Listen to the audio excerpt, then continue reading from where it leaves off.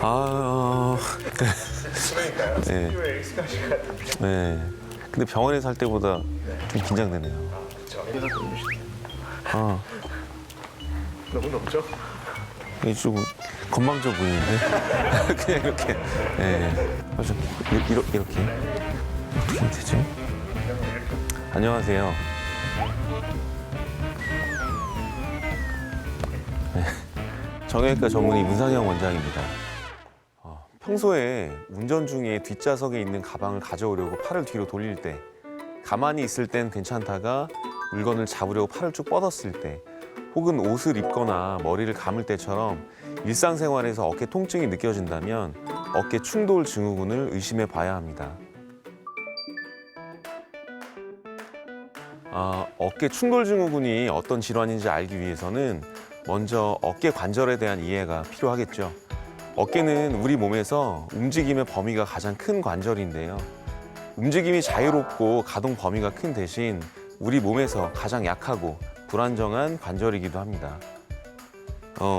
여기 보이는 뼈를 견봉이라고 하는데, 견봉과 위팔뼈 사이로 지나가는 힘줄들 보이실 겁니다. 이 힘줄을 회전근개라고 합니다. 회전근개는 견봉 밑에서 여러 방향으로 수축하면서 팔을 움직이게 하고 위팔뼈를 눌러서 견봉 하 간격을 벌려주는 역할을 합니다. 그런데 여러 원인에 의해서 힘줄이 견봉뼈와 서로 부딪히면서 염증이 발생하고 힘줄 간격이 좁아지면 이걸 보고 충돌 증후군이라고 합니다. 팔을 어깨 위로 들어 올리는 동작을 반복적으로 하거나 팔을 일정 각도 이상 지속적으로 움직이게 되면 어깨 구조상 힘줄이 견봉에 부딪힐 수밖에 없습니다. 처음에 문제가 없지만 오랜 기간 반복되면 가벼운 염증부터 시작해서 견봉 뼈가 자라면서 힘줄이 지나가는 길이 좁아지게 됩니다. 그리고 힘줄이 염증으로 그 기능을 잃어 더 이상 위팔뼈를 눌러주지 못하게 되면 2차적으로 힘줄과 견봉의 간격이 좁아져서 더 잘 부딪히게 됩니다. 최근엔 배드민턴이나 수영 등 어깨 움직임이 많은 운동을 즐기는 젊은 사람들에게서 자주 발생하고 있습니다. 그러면 어깨 충돌 증후군이 질환의 시작이라고 하던데 이유가 혹시 뭘까요? 어깨 충돌 증후군이 지속되면 회전근개 염증이 손상으로 발전하고 적절한 치료가 되지 않는다면 회전근개 파열이 발생할 수 있습니다. 힘줄 손상이 발생하는 곳이 혈액순환이 잘 되지 않는 곳이다 보니 허혈성 손상에 의한 석회 건염도 발생하기가 쉽습니다. 통증으로 어깨를 오랜 기간 움직이지 않게 된다면 2차적으로 관절낭이 쪼그라들고 염증이 생기는 오십견 역시 발생할 수 있습니다.